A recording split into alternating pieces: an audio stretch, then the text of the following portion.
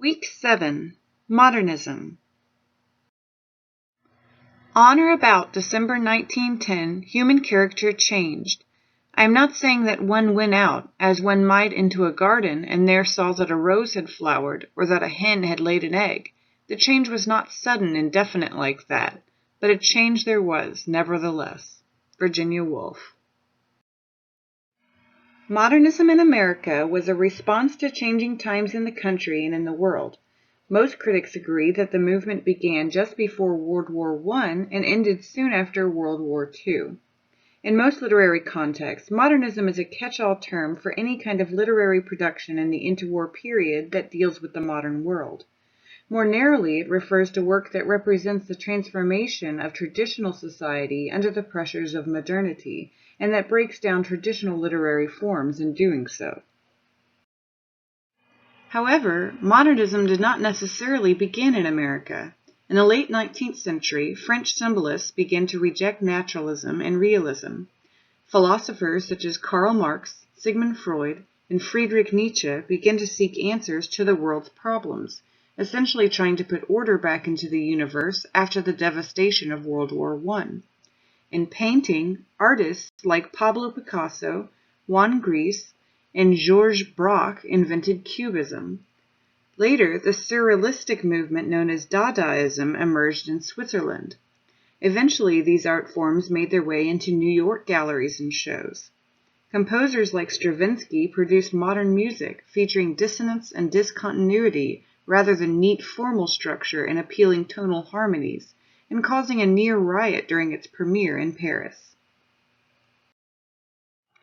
Almost all critics of modernism, however, can agree that during this time period there existed a loss of ontological ground, or a loss of confidence in a reliable, knowable ground of value and identity, especially after the gruesome wake-up call of World War I, the rise of scientific discoveries that challenged 19th century ideas, and the Great Depression in the 1930s.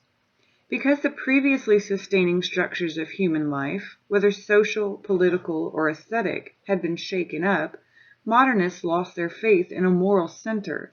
They recognized that the traditional values had, after all, only led to a horrid war, industrial filth, the breakdown of a traditional rural society, exploitation of other cultures and races, and a society built on power and greed.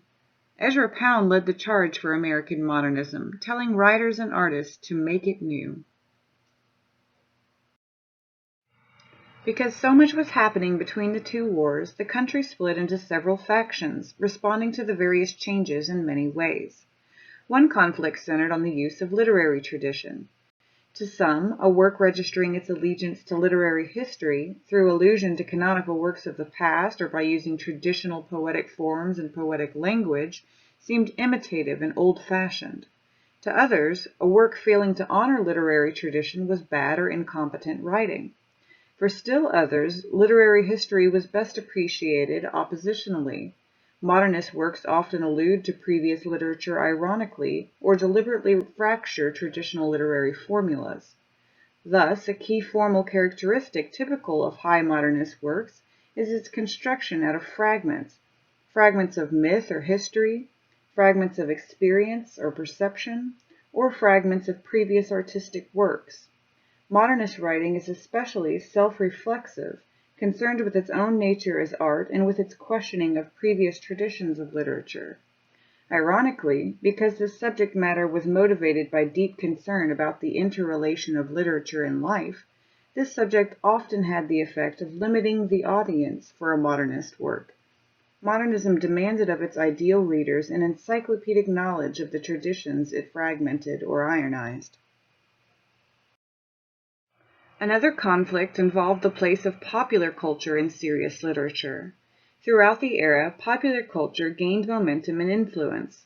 Some writers regarded it as crucial for the future of literature that popular forms, such as film, jazz, and popular literature like tales of romance and adventure, historical novels, crime fiction, and westerns, be embraced. To others, serious literature by definition had to reject what they saw as the cynical commercialism of popular culture. We'll see more of this emerge when we begin to study the Harlem Renaissance.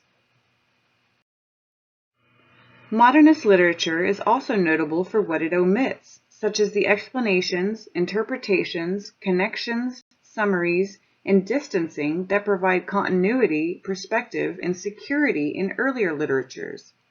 A typical modernist work may seem to begin arbitrarily, to advance without explanation, and to end without resolution, consisting of vivid segments juxtaposed without cushioning or integrating transitions.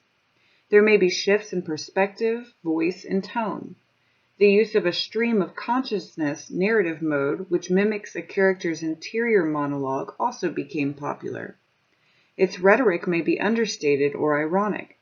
It may suggest rather than assert, making use of symbols and images instead of statements. The effect may be shocking and unsettling. The experience of reading will be challenging and difficult.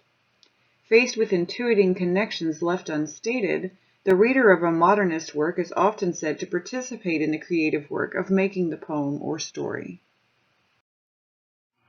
Robert Frost was a poet who stood at the crossroads of 19th century poetry and modernism. One critic writes, "Though his career fully spans the modern period, and though it is impossible to speak of him as anything other than a modern poet, it is difficult to place him in the main tradition of modern poetry." This is because he tended to use the traditional forms of poetry such as rhyme and meter. However, Frost was also known for using the rhythms and sounds of ordinary speech, something he called the sound of sense, instead of artificial poetic diction. Frost's poems are therefore filled with a simplicity in place of modernism's fondness for obscurity and difficulty. Like the English Romantics, Frost writes nature lyrics which describe a scene, like the one in Stopping by Woods on a Snowy Evening. He was also friends with important figures of the modernist movement, such as Ezra Pound and Wallace Stevens. Much of his work was originally published in what was known as little magazines that were devoted to the publication of the serious writers of modernism. Many of his poems also present some of the bigger questions about life that many modernists tended to ask after what they saw as the breakdown of society after the war. For example, in The Mending Wall, Frost uses the wall to symbolize tradition. The neighbor character seems only to participate in the wall mending simply because it is a ritual, while the narrator questions whether the wall still serves any purpose. Finally, Frost also wrote dramatic narratives. Home Burial is a great example of a narrative that uses natural speech rhythms to describe a breakdown in communication between a husband and wife. F. Scott Fitzgerald, author of the well-known novel The Great Gatsby, is another major figure of modernism. His short story, Babylon Revisited, is about a man's experience after the aftermath of the stock market crash of 1929.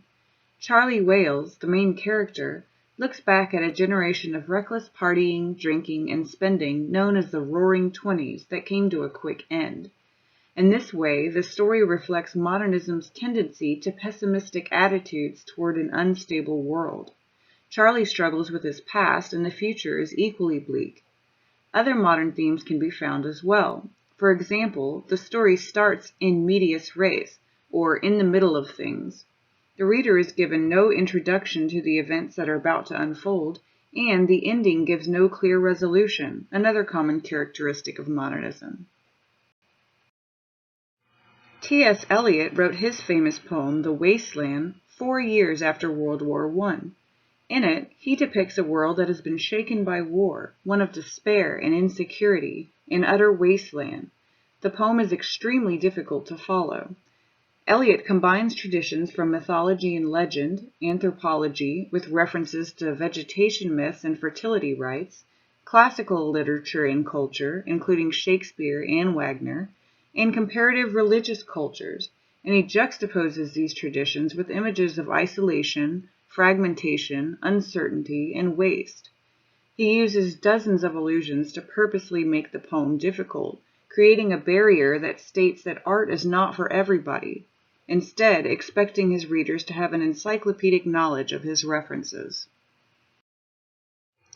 Finally, William Faulkner's short story, A Rose for Emily, demonstrates modernism through its use of a modernistic narrative mode by using a stream of consciousness style and by shifting and fracturing time, using a series of flashbacks to tell the story.